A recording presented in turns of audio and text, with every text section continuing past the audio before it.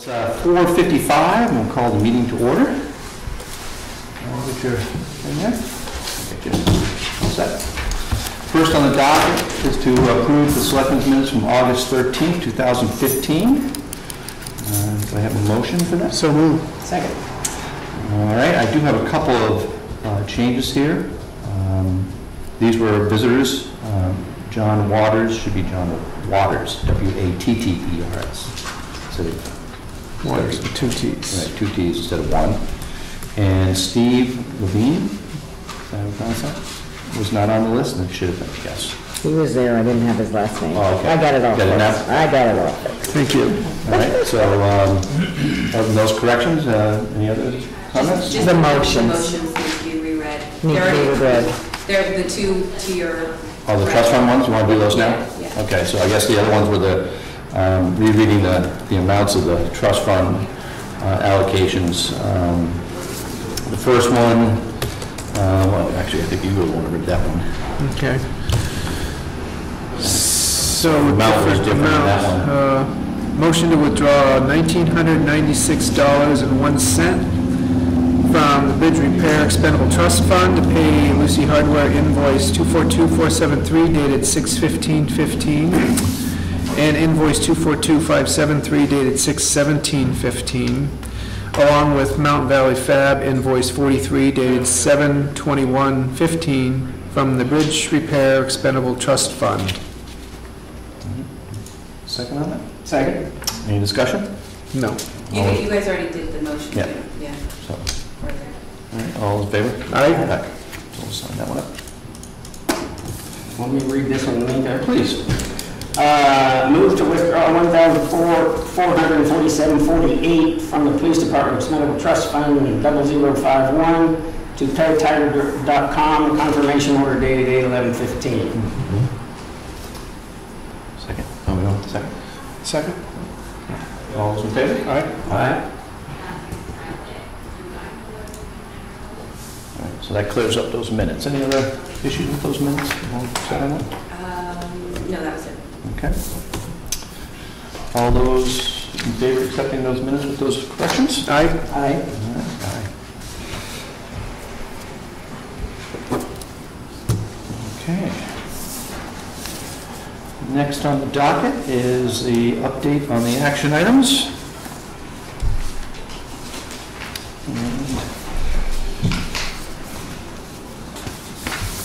First was the update on the doublehead parking issue.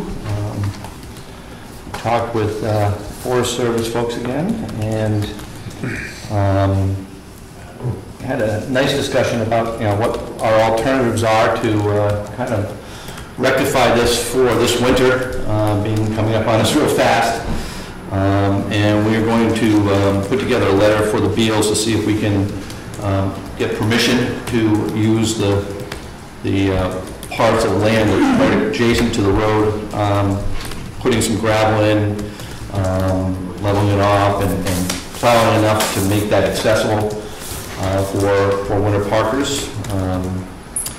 And it looks like, at least potentially, that the lot itself, the existing lot, probably will not be plowed this winter unless something changes between now and then. But that is a potential solution for this winter, and we have to go through the paperwork and get that all updated and sent out and agreed upon before that takes place, but that's what we discussed today. Long term, we're looking for a couple of locations for a future lot. Forest Service will be sending their engineers and such to go find a spot that may be suitable. That took the majority of our time coming back here today was because we were up there looking at those lots. And hopefully in due time, we didn't have a date on that, but hopefully in the near future we'll have some kind of progress in that area in terms of moving forward with a more suitable lot than what we have right now. Any of you guys care to add to that? Well, just that also we were looking for a short-term fix to get Right. as a real temporary fix along the side of the road. That's what we're looking for. Next to the Beals. Yeah. And that hopefully will come about. kind of where that stands. Any comments or concerns on that from anybody? Billy, did you get a chance to talk to Kevin about the building maintenance? I did talk to Kevin and Jay, I guess, and Julie, but probably less of a matter having Kevin. Kevin agreed to do it. What we were just trying to do is, if something goes wrong, you know, and they say, well, what am I going to do now? Kevin could at least go look at it and say, oh, well, you know, I can fix it with a screwdriver, or you know, you need to call somebody. They're establishing a call list, so everybody should have one that if they have something go wrong, you know, you need a plumber, there'll be a plumber list. So they can go ahead and call, but it still may be something that is worthwhile, and Kevin says he's willing to do it, is just take a look at things. If somebody calls and says, you know, the light switch doesn't work, rather than call an electrician, you know, I don't know, maybe we can fix it somehow. Mm-hmm. So the answer is I have talked with Kevin, and I would say it's not as prioritizing as I thought, but it's still another method to get things done. You know, I got a call from Doug after the big rain the other day, and you know, there was water in the basement, and you know, I think that protocol works pretty well. I mean, I think that obviously we need to be aware of it. It wasn't anything serious. You know, Kevin was there, and we had a chance to look at it together. You know, I'd be glad to be a help if necessary on that end of it.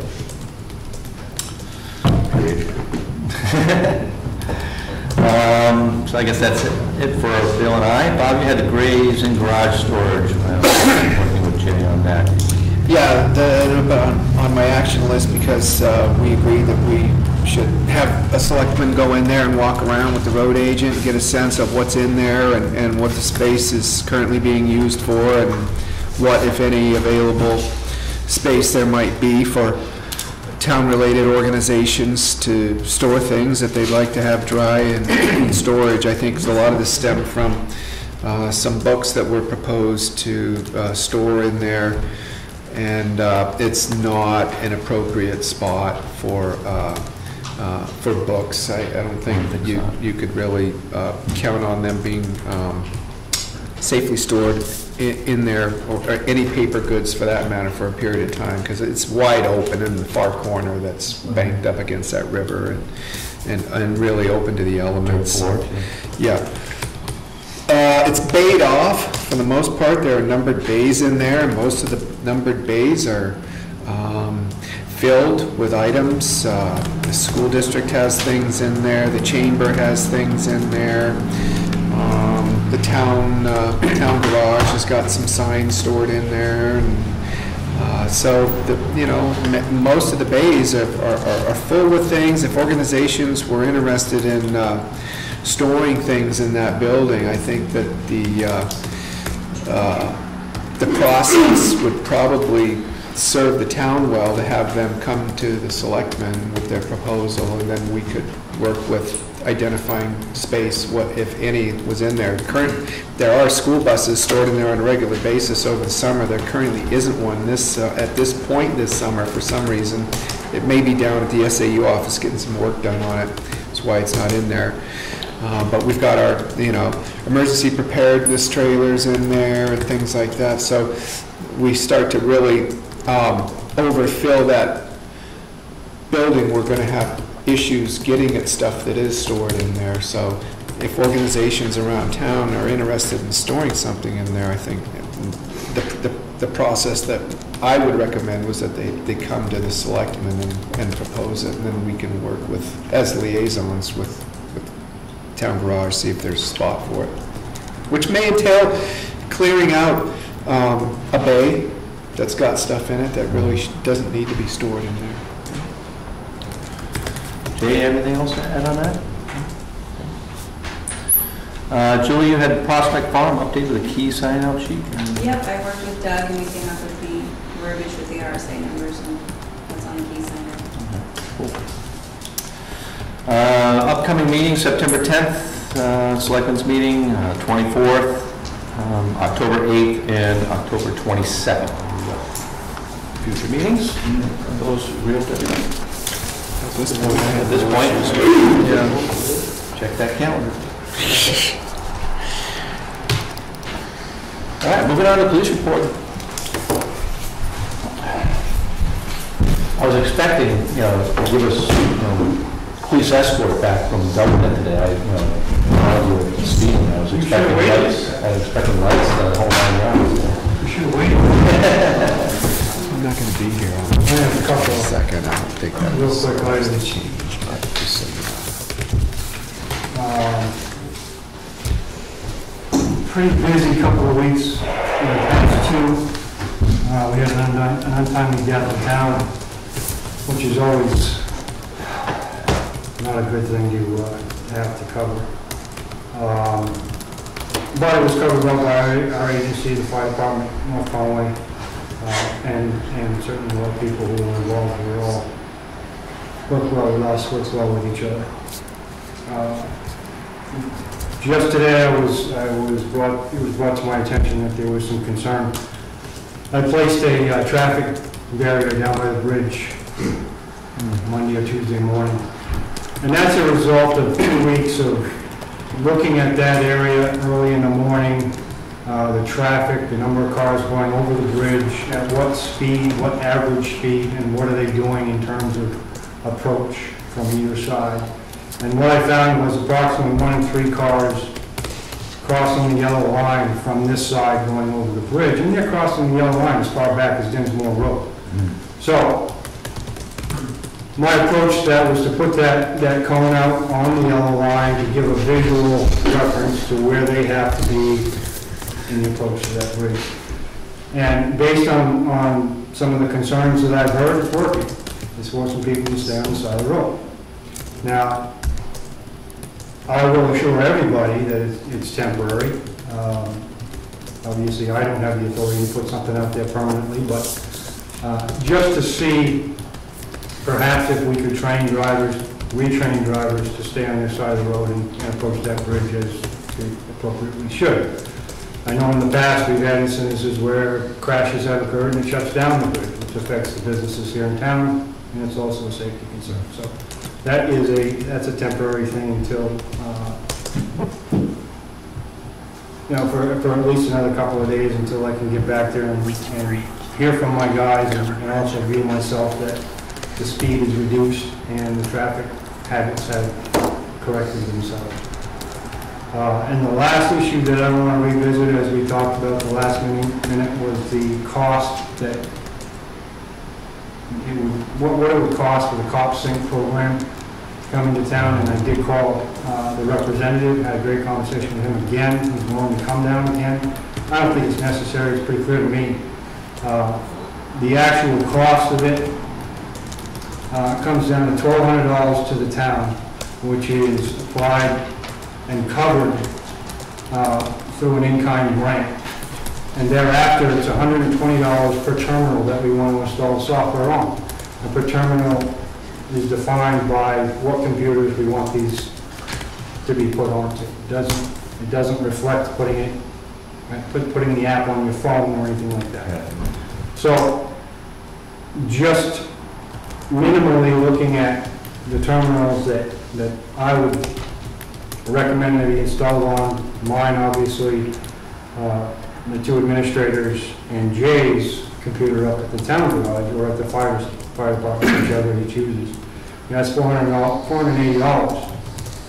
And that $480 becomes the yearly recurring expense that we have to put up. And that's the terminals outside of the school. This has nothing to do with the school. The school's portion is comparable except for the initial cost. They're looking at $1,800 for the campus install. And then it's $120 for their terminals, whatever they want to do with that. But that $1,800 is also covered by an in-kind grant that they can apply for as well. So yes, we have to work together and do it, but when you talk about the cost, it's 2 separate costs. So it'll be a yearly. And the grant is a 1-year grant? It's a 1-year grant that covers the installation. It's not recurring. And then the 480 would be every year after that. Yeah. Again, I highly recommend it. It's a great program. I think all of us are familiar enough with it to know that there's huge benefits to having it. So we'll bucket a day. And so, that would require discussion from us and a motion and a vote, correct? Well, have they talked to the school yet? We have not. Okay, so. Do we know if so the school board hasn't necessarily taken this up yet? The school board has not, from our perspective, or from our school board. But I'm looking at the upper supervisory positions, the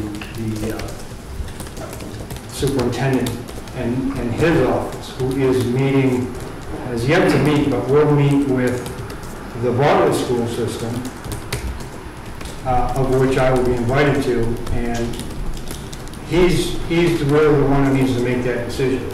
I'm planning on having a presentation ready and made for the principal at our school, informational and only, because ultimately that decision is going to come down to the superintendent. So he's going to have all of that information with the tour and everything that he's going to get in Bartlett. And the same is going to apply to Jackson as well. Okay, so.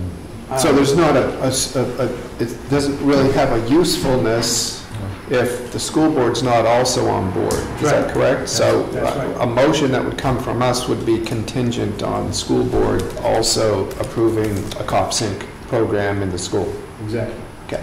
This is a direct relationship from the Yep. school system to the responding agency. I don't have any problem making a motion. I went sat through the presentation, and I think it's just a well-funded, well-organized. I think it's something we should embrace. I think it's very inexpensive for that level of expertise. So I would make a motion to approve that amount of money contingent upon the school. Second? Any other discussion? Jay? What is that budget money coming from? That's what I was going to ask. Well, still contingent on the school. We may end up having to put in a requirement at the annual meeting. I don't know. Right, but it would probably just be a line item. It wouldn't necessarily be a warrant article, because it's only $400, Right. $480. Right. Definitely have to include it in our budget for next year, for sure. If we can't, Or is it It may exist. $480? right. Is it $240? And then $120 would be my line item, and $120 would Right, be so the it's fire item. dividing it all up among the. Right. Yeah, Right. yeah. I mean, obviously, we're not going to expend it unless we find that money this year, and if we don't, then we'll budget for it next year. Exactly. Right. Great, that's all I have. All those in favor? Aye. Thank you, sir. Thank you. Thanks for doing that research also. Appreciate that. Appreciate it. All right, moving on to item number 4, public comments. Anybody have any public comments? Saving for the end, I guess. Norman, come on up. Historical Society Building Update. How are you? First of all, I'm Norman Jackson. I'm Bill. Glad to meet you. But I've been trying to take some of the load that Warren's been carrying all these years. Oh, thank you for doing that. that. That was the permit that you guys approved for the vinyl work on Siding. the back side of the building. Yes. We did complete it, and if you haven't had a chance to look at it, you should. The best place is go across the river by the gazebo, maybe look over. Yeah. You're certainly welcome to go around the back of the building, but you gotta go on the river to see it. It's pretty tricky there. Yep. They did a great job. It was, I don't know if you saw the scaffolding that was up. It was more expensive than we thought it was gonna be. It came up to about $16,700. And Kevin did inspect it and gives a copy of his letters, and he was very happy. Awesome. I think it's a big improvement for the building, and This is a year ago. This was the vinyl siding. Right. yeah, we had trouble. Number one, nobody could do it without scaffolding, and then we had trouble getting a scaffolding company. But they were extremely professional. The guys doing the work were Pretty tricky, huh? yeah, very. The other thing that Warren wanted me to bring up is that to date, the Historical Society has spent a little bit over $300,000 on that building. And we would like for the selectmen to start thinking about it, perhaps considering if they would extend the lease to the Historical Society beyond. It's amazing how quick we all know time goes by, and I think we've been there 5 or 6 years now. Certainly don't expect any decision tonight, but When is that out, you know? I had the lease with me. Is it 10 years? Probably 2035. Oh, it's not long, that. Yeah. I think it's got another, either 15 or 20 years to go. Wow. However, with what's been expended so far and what's anticipated to be expended further on the building, What else you got down there you have to do? well, there's always everything with maintenance. One of the things we did here also was the back of the building on the uphill side, there was a bulkhead sort of door in the back, and that was all rotted, and we replaced that. So we'd like to do some more work there to make sure that the snow doesn't build up again to that door, and just continue to rot it out. Right. And who knows, maybe someday a septic system, who knows? Jay? I just had a quick question. When we were up there working on the parking lot one day, and it kind of come to me. That being a historically registered building, registered with the state or someone, did anybody look into whether it's okay to vinyl side a historically registered building? I don't know if it's on the register, Jay. There's a plaque on the side of it, I think, that says that it's historic registered building. Is that true, did you know? I don't know, Jay, I can't remember that. I just happened to notice that, and Yeah. I wouldn't, I don't know. They did have a vote at town meeting, which was voted down to the historic district. But Warren went to Congress and got it okayed in Congress. I'll check on that, Jay. The other thing is, I mean, I know they're pretty specific to what you can do. yeah, there's a difference to it being in a historic district or it being an actual historic building. However, I don't think we have any real regulations against the, as long as you don't change the exterior. Modify the, I'm sure about that. If it is, are we going to pick it up? I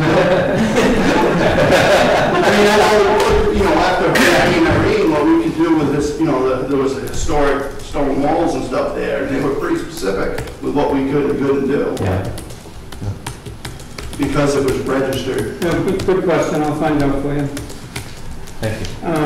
So anyways, that's it. And thank you for all the help and think about the other thing. All right. Thanks, Norm. Thanks, Norm. Appreciate it. All right, moving on to item number 6, the building inspector. Kevin.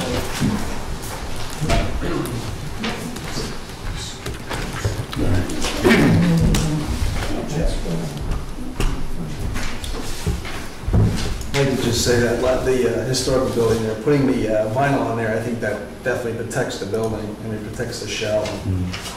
Without that, that would definitely be more weathering, more rotting, more whatever to the building itself. So that's definitely, I think it's a benefit to what was done there. And we could report there. Item B on number 6 there's a new, that's a new house going on Cameron Drive. I think they just started to clear the lot, if that's correct. I went in there and saw an excavator in there. But that's been approved. It's just it's a ranch, basic, pretty simple with a basement floor with 2 bedrooms in it. Number C is, that was a small porch on an existing house off of Tinman Road. Letter D is, it's an extension of a permit from last year. Actually, there's a deck out front and back that's being replaced, and it's kind of like a handicapped walkway from the lot to the house too. That's going to be upgraded, and I don't know if they're still. They just extended. I don't know if that's really going to happen. I haven't talked to the builder this year. And then we have some driveway permits. Letter E is, let me think about this one for a second. is that I wrote it down before. Oh, it's for a lot of on Balsam's Drive. It's a house lot that's already, well, it's been cleared years ago, but there's a house that's going to go in there. And I believe letters F, G, and H are, it's a wooded lot. I think they're just doing some logging in there. And then letter I, the bathroom, I guess we decided that if we ever put a shower in, it's going to be upstairs, as we planned many, many years ago.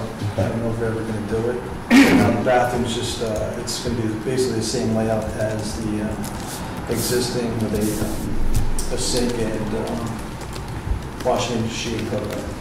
It's not getting any bigger, it's just, it's basically coming up to code. And I was saying, anytime you're there at the fire department, you got the doors open and the public's walking between the parking lot and some of the shops downtown, they always ask to use the bathroom. It's much easier to just send them back together all the way upstairs in our building. So I guess it still needs to be signed. I don't know if there's any questions on it. You guys have? I don't have any. I mean, obviously the money's in the budget. Okay. It's pretty straightforward. We need to make a motion? I think you have to sign it. I think Make a motion. We signed it. We It's like we need to sign it.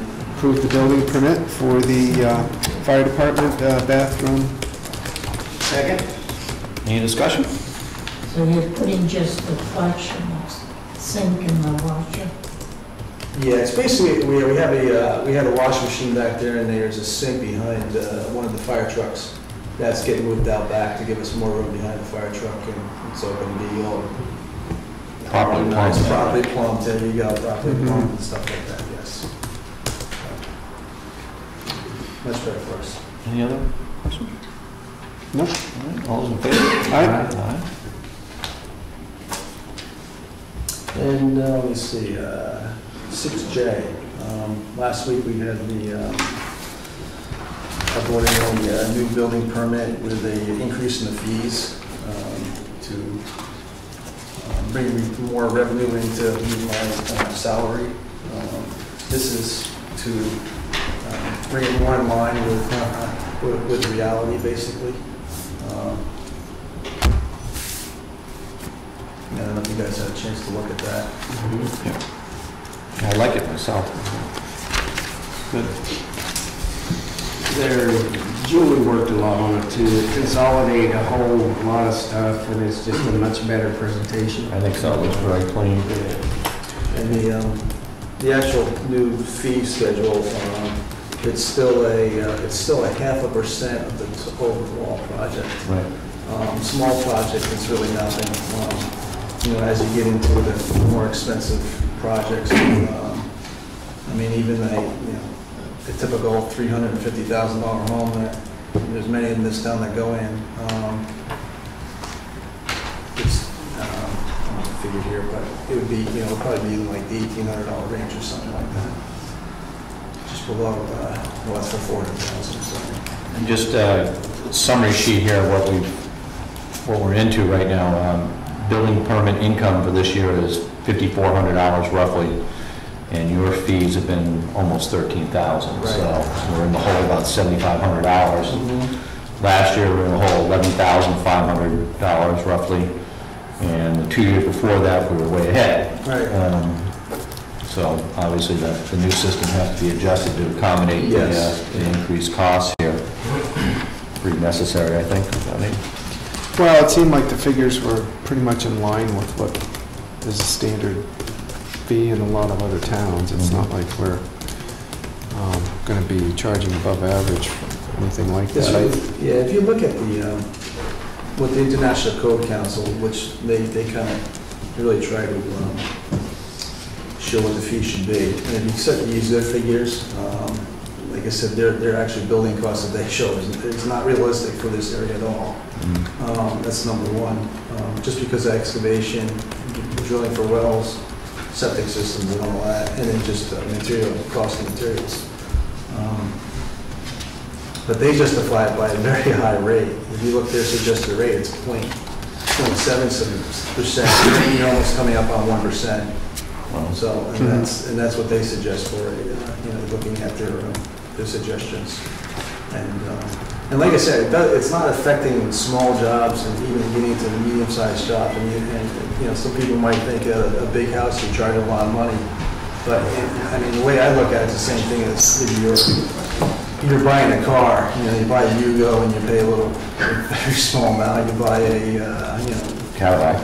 or a Cadillac, you're buying the top-of-the-line Mercedes at $100,000, you're going to pay a much higher fee. Right. And most of those people have the money to, you know, justify the cost and pay the fee. There's also some accommodations for, you know, one-time expenses, you know, like a driveway permit. Yeah, some of that stuff too. And if someone's just doing a simple electrical job where they have, you know, put a couple outlets in the kitchen, you know, they have to pay this whole entire, there's a, you know, small fee for that. So, And there is one for revisits too, if you have to go back because the job was done completely, or is that? Well, we could charge for that, you know, but I think. It says it's in the guidelines, it's It is hourly rate. Yes, okay. Yeah. And after, I think it says how many visits you have to make, and then start charging Mhm. hourly rate for extra hours. Yeah, that's visits for it, yeah. I have a question. George. What are the expenses of the office building and building inspector? Obviously, Kevin's wages are one, but what are the administration, other things that are charged against that office? Are they paid from building inspection fees? So I can answer that. Yeah, I mean, Jay's, you know, nice enough to allow me to use the office at the fire department. You know, so you're paying for heat, you're paying for electricity, you're paying for air conditioning. You know, just I can tell you what your expenses are to date. wear and tear, yeah, You've computer got stuff. membership dues, New Hampshire building officials membership dues. There was a filing cabinet that you had to buy. Yeah. You had to talk to Burr about a particular project and business cards. So it's a So, total of $300. but those are non-directed. The fees are for, are assigned to the project, not to other things, as I understand. So my point is there a taxpayer input to fund the office that includes, obviously, Kevin's wages and any ancillary things that he does? It's, in my mind, it wouldn't be paid for. Yeah, it should be a separate line item for his budget. That's correct. It's probably that Not paid for from fees. Right, paid for with tax money. Yeah, that's a good point, George. I think we'll have to make sure when we do the budget, we get that.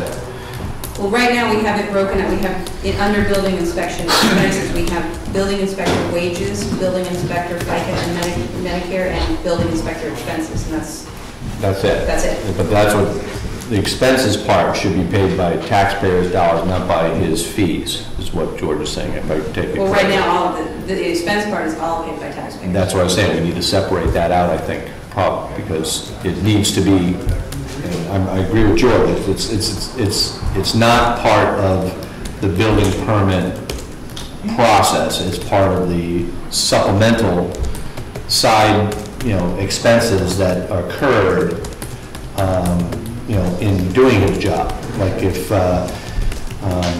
you know, like paper or something like that, it wouldn't be something that's actually in the building process, building permit process. He has a, you know, that salary is paid by fees.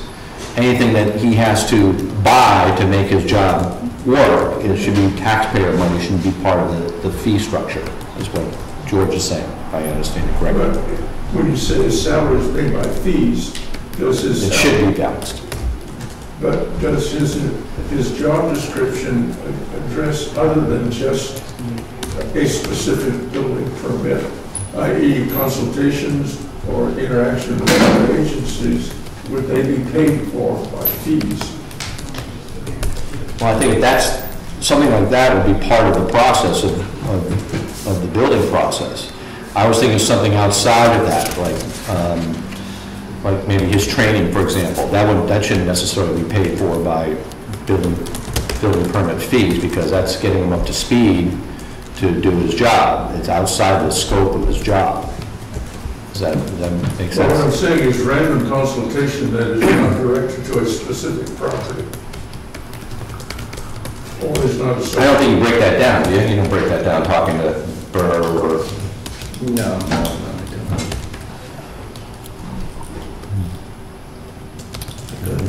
Anything else thoughts on that? I'm not sure what the distinction would be on that. Hard to Can you think. say more about what you're, What I'm just saying is, if the job description includes other than just a clock or administrative building permits, that Well- person would be covered by fees. yeah.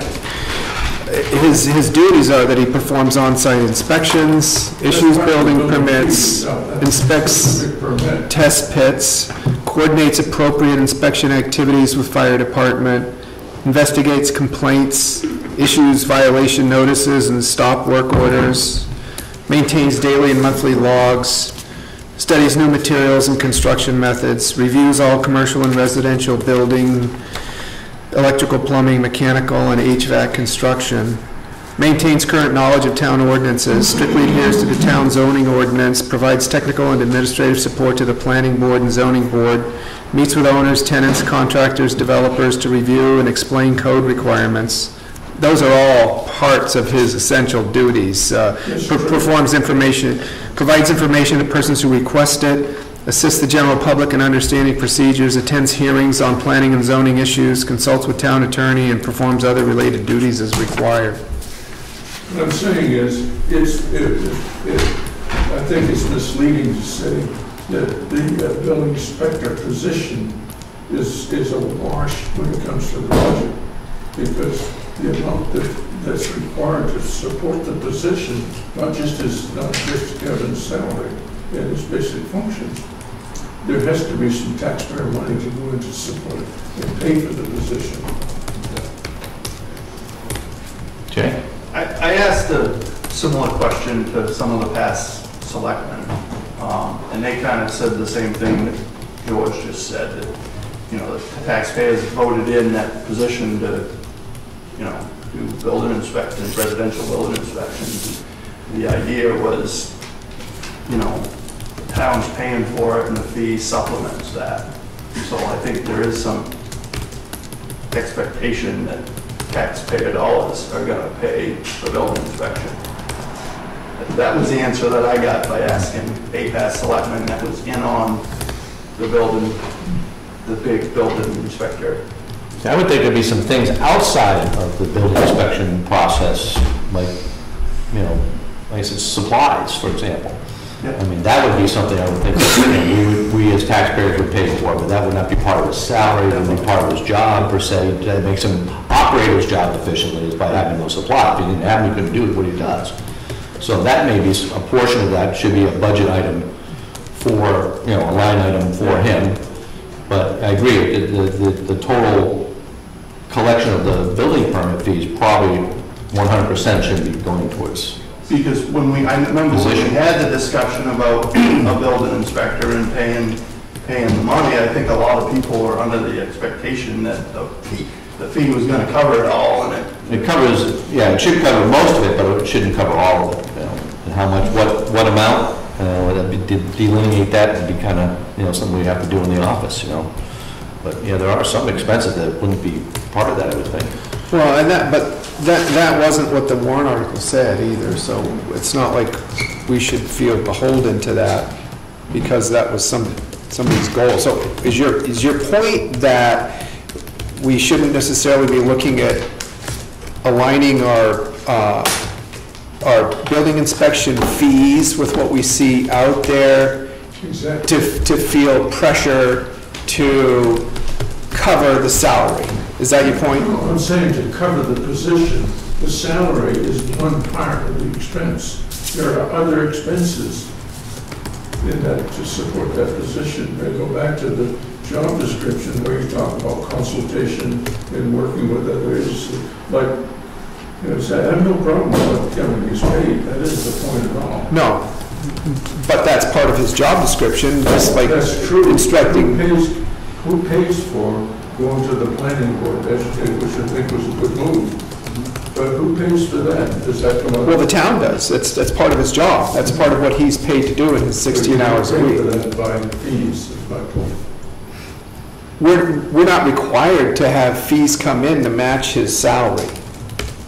Is that what you, Well, my question about, again, back to your point about, is the increase in fees to cover the cost of the position, not just the salary? not with me. I mean, the recommendation is that we kind of look to align these fees more favorably with town. I mean, we are running in the red. That's fair. And it is. That fee is for that specific building. Yeah. I'm saying that's not a driving reason for me to align those fees. But we were 7,000 plus hours under, so we had to do something really close. You know, if we can get it, you know, kind of a wash. Obviously, we don't want to make money on the deal.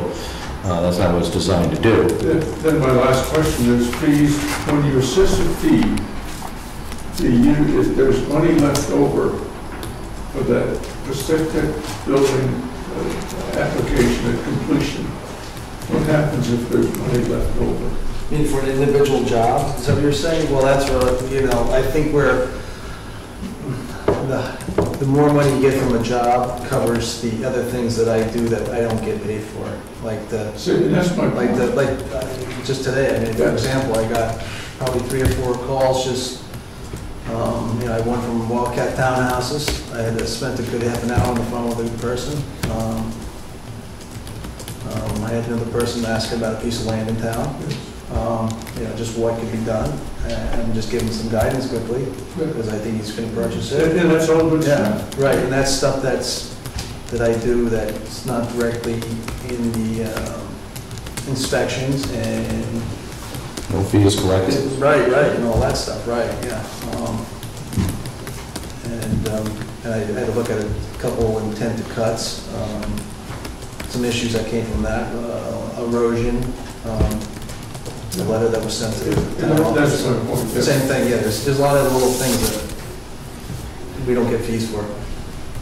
Nice. Maybe a concern you might want to have is how many hours you're putting in on this, You know? these side things that you're not, you know, directly Right, involved. I mean, I could keep track of that. It's, I think, I mean, what I try to stay with, I'm definitely staying away from the people looking for cheap lots, cheap houses.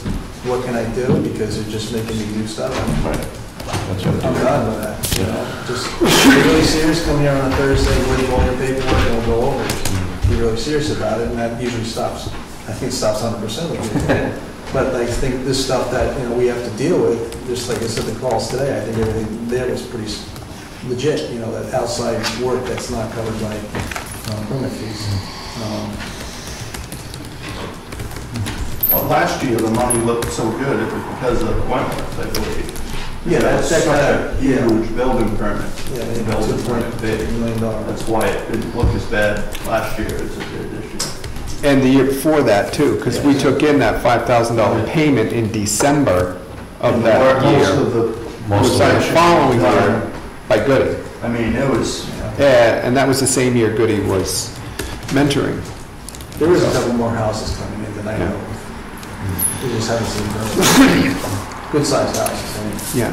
So, it'd be nice to have the revenue to Yeah. bring it up to speed. Well, I think the job description seems clear-cut and comprehensive to me. I think the thing I want to make sure that's tied into this discussion with these aligning our fees is that we're clear on the whole, if you're investigating complaints, what is that process looking like? Because this is not a code enforcement officer necessarily scope Right. that we developed here. Yep. So I just want to make sure that moving forward, so you've got your 16 hours a week and you're working full weeks and you're not working over, but that we all understand that any kind of a complaint process really needs to start with a written signed complaint that goes to the town office, and that we can verify is being brought to our attention by a Jackson resident.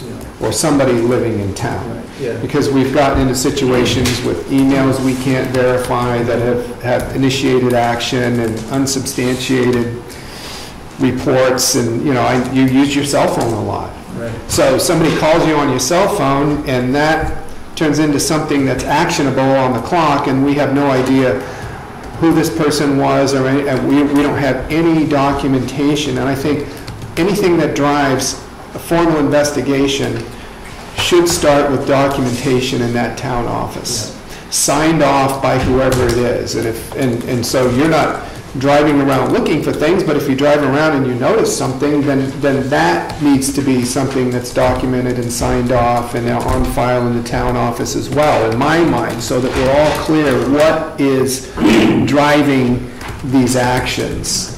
Well, the first complaint this morning, actually, the Attorney General told the person to call the actual building inspector in the town. It was down in Jackson. But the Attorney General doesn't So I pay your told bill. No, I know exactly. And if we have this procedure and it's clear to you, then that person understands what they do is they go to the town office and they file a report and they sign it. And if there's a question about whether they are a timeshare owner or homeowner, whatever, we take steps here to verify it. Right, and I told that person anyway to go back to you can go to the website and fill out an official form and let us start with the Attorney General first, before he even comes here. And then the third thing I mentioned too, there was a written letter from a concerned citizen about erosion on a certain road in this town. It had more to do with just the road. Once it goes into the property with erosion and site disturbance, that's my deal, so I've got to deal with that. So did they fill out a complaint form? The complaint form was the letter, I guess, the official letter with their name on it to the town of Jackson. It's a written letter. I think that's That suffices. Right. Just things, as long as things are public and open and transparent. Yeah, and I think the second one, just someone calling about some land, I mean, just quick guidance. I'm not. Well, that's not a complaint, No, and that's right, part of your job that's- duty. Yeah, like I said, yeah, they want to know before they build because they didn't buy the lot and they can't do. Right. And, you know, I mean, like I said, we still have people in this Yeah. town selling lots that are improved subdivisions. If you're meeting with owners, tenants, contractors, developers, businesses, et cetera, to review and explain code requirements, that's different than investigating complaints. And that's the distinction I want to make sure is clear, so that we've got a formalized, documented complaint before it drives any action out of that office. Okay, I think that's good. I think we discussed this before. We have, Yeah, we have. that's okay. I think you know it anyway, so. One last question, Kevin. Yeah, sure. Starting at the beginning, an individual files a building permit, Yes. he's assessed a fee. Mhm. When you sign off with an occupancy permit, does the homeowner then get an accounting of, I paid so much for a fee and the expense so much? They do not get a breakdown. I'm sorry, They do not get like a breakdown of what was what, no. No. just the total expense. Yeah, that permit fee basically has the so-called, probably 4 or 5 inspections. Whatever it costs. It seems like the more expensive the house, the more calls I'm making. I mean, you can't believe how many times, like, you call contractors, they don't call you back.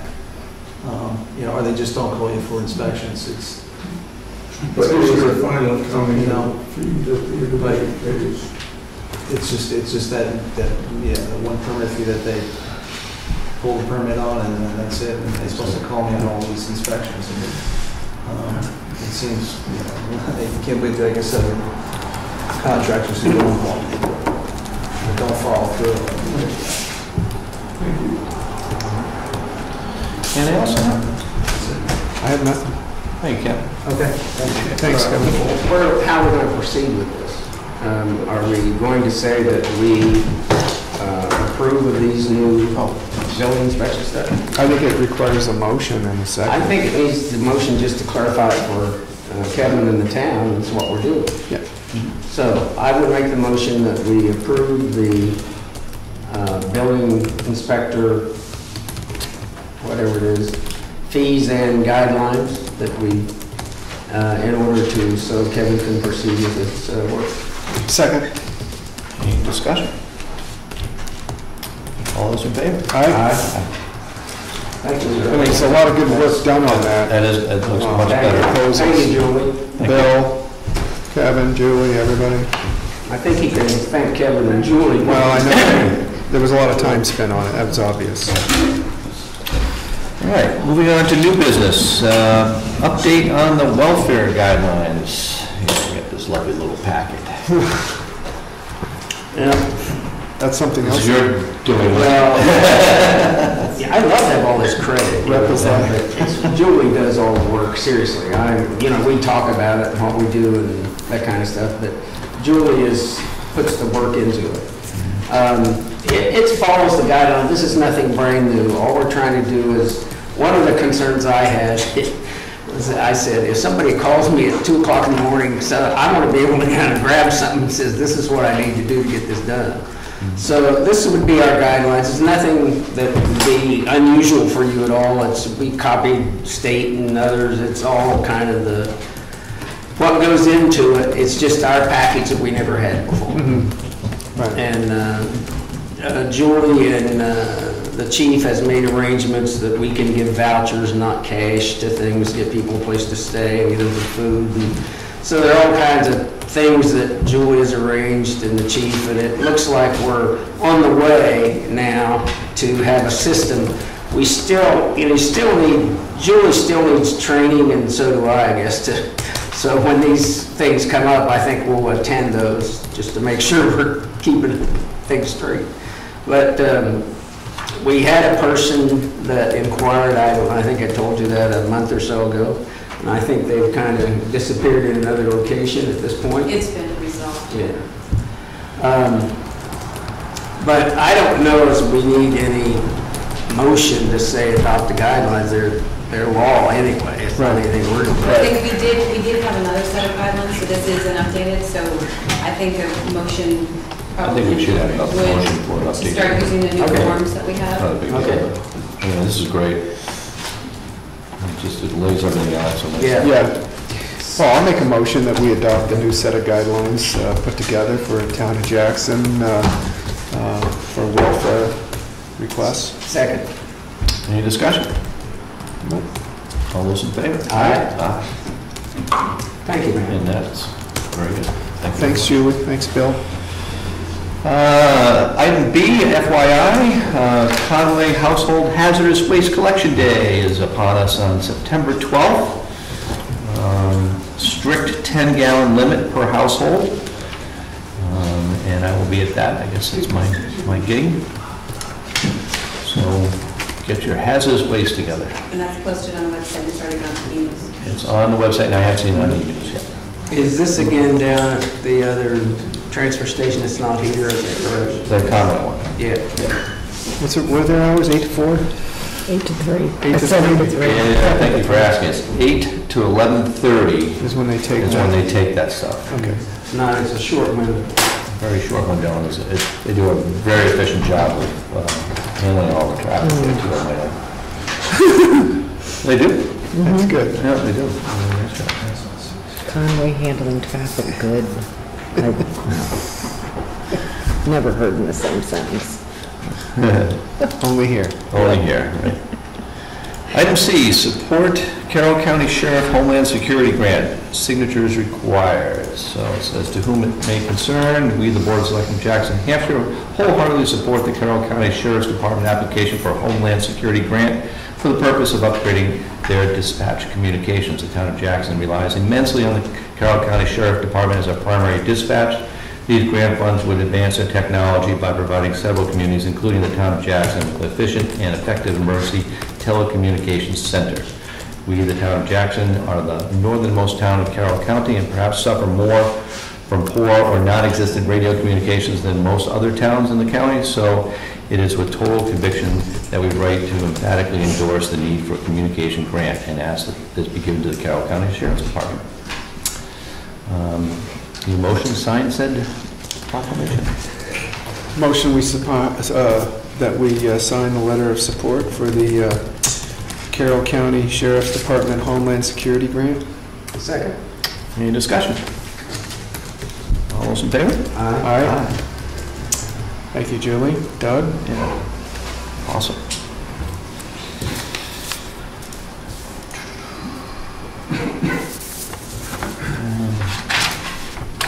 Am I missing the MS1? No, that's just a mention.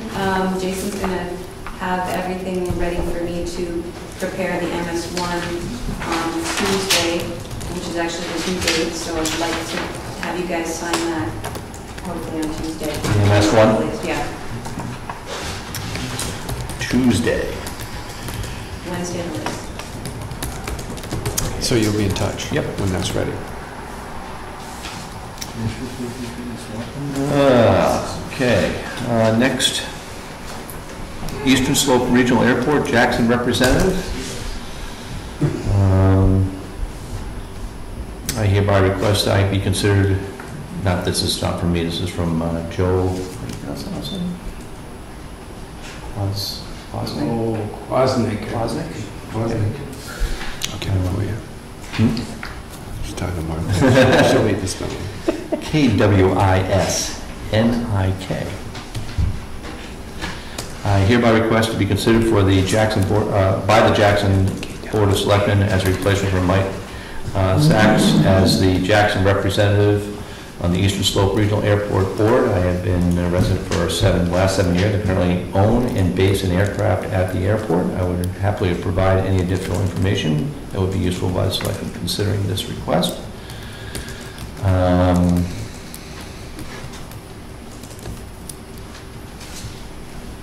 So what's this in for Jerry?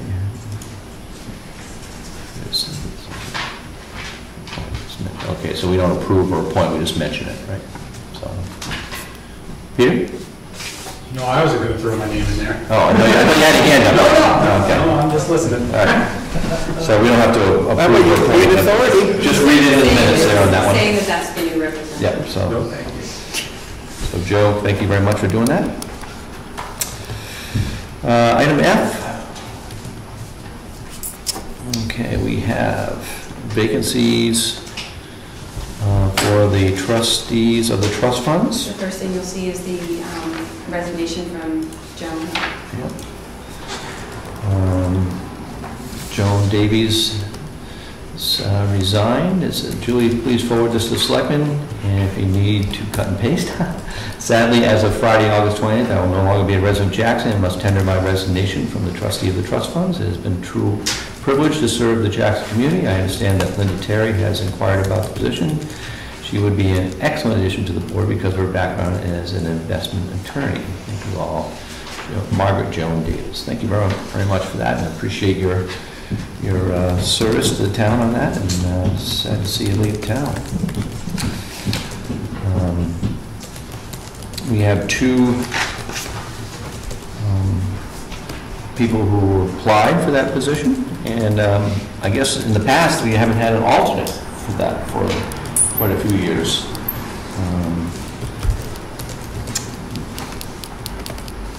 Chris McAleer and Linda Terry. Read those letters.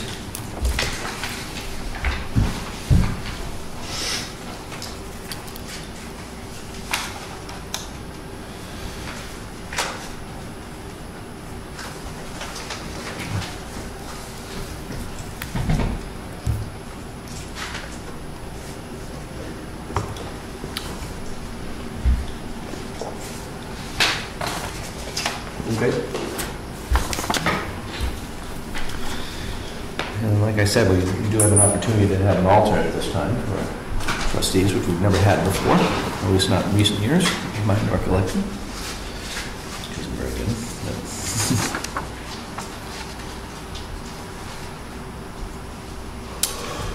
Well, unless one of you have some thoughts you wanted to start the discussion off with, I'll start the discussion. Go right ahead. My thoughts, I think that Linda got a strong letter here. She's got a strong background in law school. She clearly is interested in serving as she came to the meeting tonight, and I think that if we go ahead and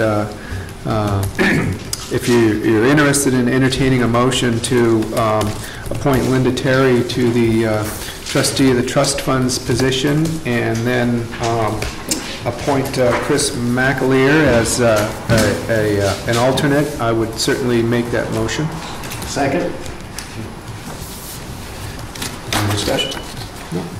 All those in favor? Aye. Thank you very much. Welcome aboard. Appreciate it. Certainly. Appreciate you coming, volunteering to do it.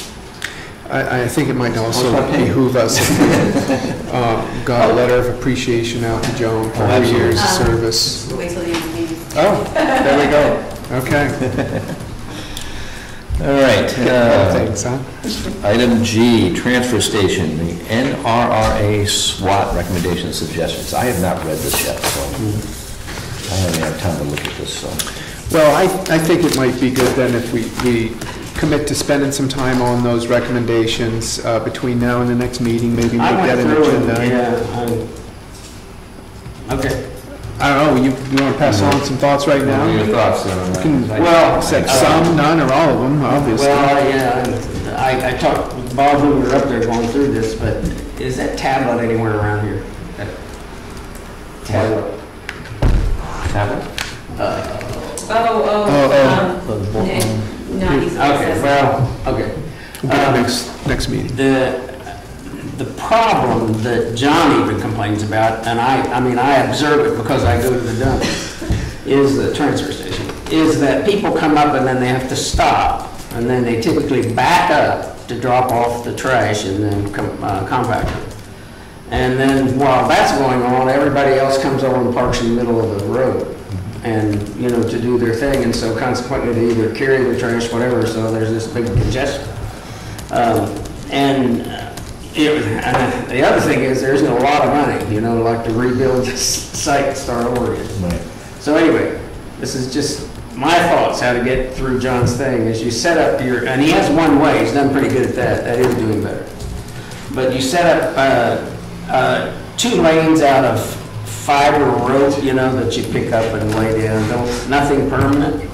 And people can drive in and drop their stuff off and without backing up and turn around, back up and drop it off, and then if they have other things to do, they go around and make the circle, go to the dumpster if they want to go there, and then go down and get rid of all their other stuff. That's because we don't have a lot of money to make a whole bunch of big changes. And I'm trying to say that's a possibility to resolve all the congestion because they have to move ahead. They're moving ahead and they do it.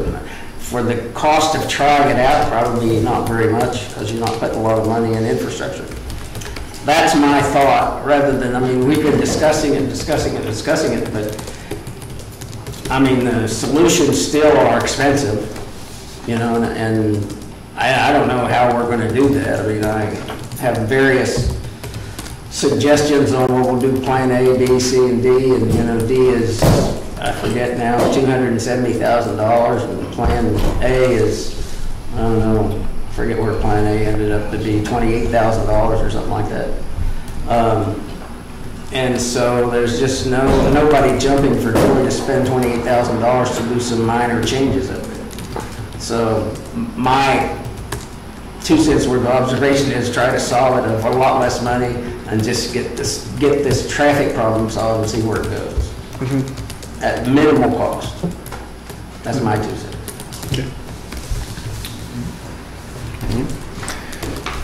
Well, I think I'd rather let you get up to speed on things with our meetings, and we could really, you know, have an in-depth discussion on it at that point. I mean, there's a lot more in there than just which way your traffic's flowing. I mean, as you know, we got up there and 10 minutes into it, we started hearing about recommendations for pay-as-you-go and pay-as-you-throw, and there are a lot of things about recycling that is fickle.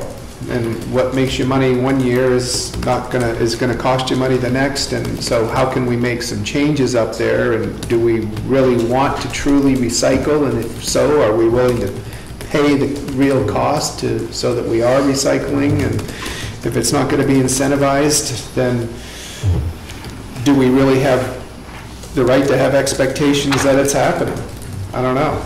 Well, the cost is just interesting to me. I mean, in other words, John and the crew decided that they would try to bale plastics. And you may know about this, okay? And that was very labor intensive. It was all hand baling. Everything, every piece of plastic was handled to go to the baling. And after, I think they got a bale in 4 days or something like that, 3 days, 3 or 4 days, they got the 540-pound bale. The question again becomes, let's say you even had more than that, maybe not one bale, maybe you had 2 or 3 bales, but then you have to have some place to store it because you can't ship it out in a pickup truck with 1 bale at a time. So you gotta store it somewhere. Well, there's no place to store it, so it sits out in the weather, then it freezes together, and you may not get rid of it until summer, July or August. So there are lots of miscellaneous stuff that says, you know, we just, in my opinion, we just don't have that much stuff to build warehouses and do all that to, you know, try to recycle it perfectly. Even I don't have the answer other than, you know, without lots of money, is just trying to get by with what we have. And then Bartlett has to pony up too. Sure. And that's, They have to we'll have to agree. have a meeting with them. Right. Can't do anything, so it's tough to get things done.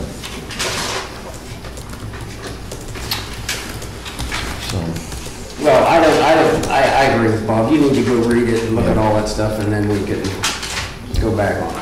I said that Bartlett's probably gonna have some input too. I mean, we're gonna have some input on this, what we think. So, have you heard, we haven't heard from them. No, and I think that makes all the sense in the world for us to have a substantive discussion about how we feel about the report recommendation, and then schedule a time to meet with Bartlett and hear how they feel about it. That's what I think. Okay? It's fine with me? All right, so I guess the plan is to give Bartlett a little ringy-dingy and see if they've read this and get their thoughts and maybe schedule a meeting sometime in the future. So, and then that'll be on the agenda for next meeting, and the 3 of us will have a discussion. Right. That'll be the first next step? Mm-hmm. Okay, great. Nice. State aid update. All right, Jay, you're gonna have to tune in on this one. This is about the $30,000 match for the block grant, I believe, state aid block grant, is that correct? Yep. And there's an email chain here with, what's it, Philip? Phil. Can't pronounce his last name, but, and he had given us some feedback on that, and so it is gonna be 30? Yeah, the short story is, they said they weren't gonna match it. Right. And between me and Julie emailing back and forth and just having a conversation, they came back and said that they're gonna put the 30 in. I think they got the hint that we were going to the commission. That's good. So it sounds like, long story short, that they're gonna match the 30. We're gonna, between me and Julie, we're gonna try to do a better job of having proper emails and information so that, you know, instead of just word of mouth, you know, Kenny telling me, yeah, go ahead, we're doing it, okay. Right. You know, I guess we're gonna have to contact the office every year and get set up, all that type of stuff, so. Well, that's good we got the 30 though, that's nice. Yeah, I think they got the hint that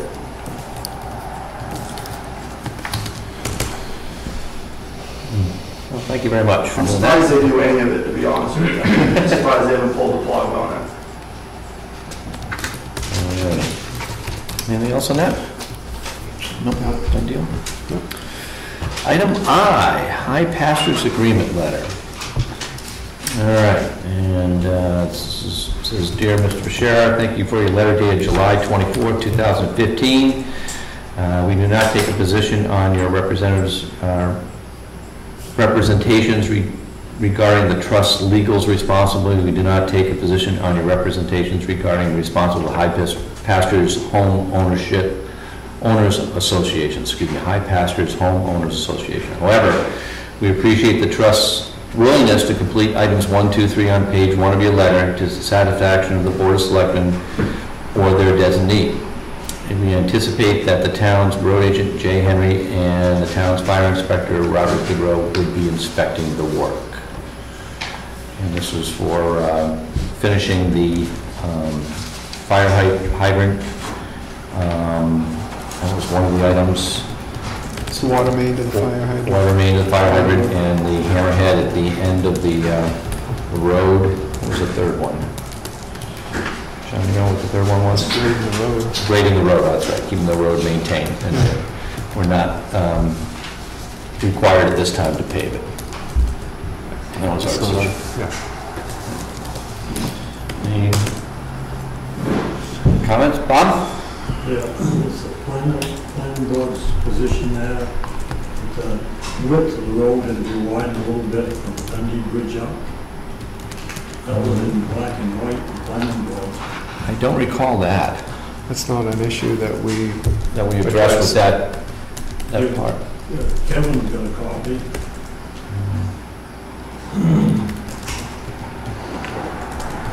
It's awful narrow there, but that Yeah. Kevin's bridge for car and a truck or a piece of equipment. Separate issue. Wouldn't be that big a deal, but another 3-4 feet would make quite a difference. Yeah.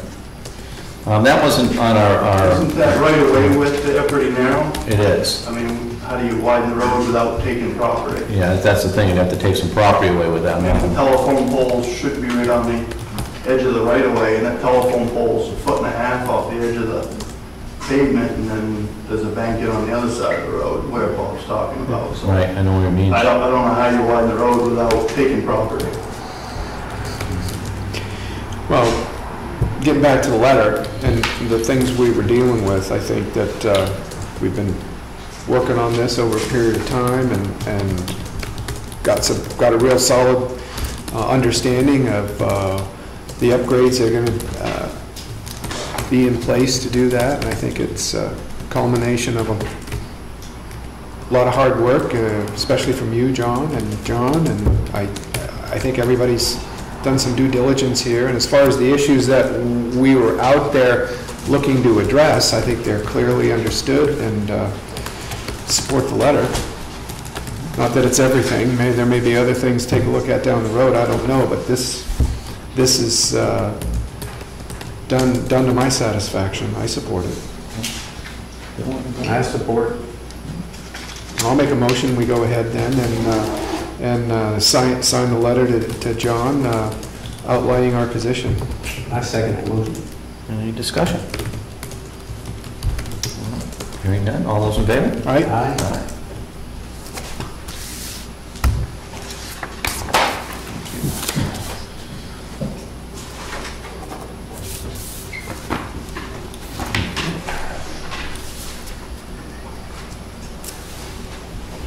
That is an issue.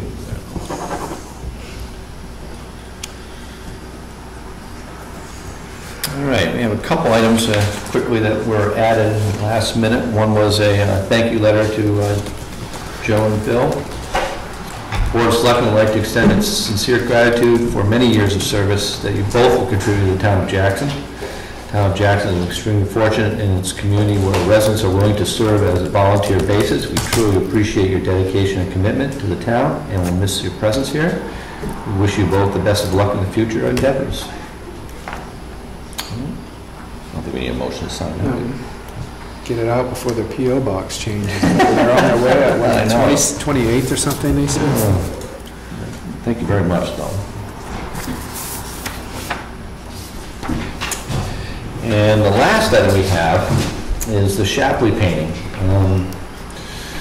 We had issues, well, I shouldn't say issues, we had a concern with housing the painting here for insurance purposes more than anything else. So we asked Warren if we could store it at the Historical Society. And so Julie came up with this letter. I'll read this quickly. It says, effective immediately, the Shapley painting will be donated to the town. That was donated to the town by the will of Betty Whitney. Shall be housed at the Jackson Historical Society in the Old Town Hall. The Jackson Historical Society will display the painting and offer a better opportunity for the work to be seen and appreciated in its setting. It is understood that this painting remains town property and is only on loan to the Jackson Historical Society. The town will continue to cover the painting through its town insurance. So, I have a motion to sign that letter. So moved. Second. Any discussion? All those in favor? Aye. Aye.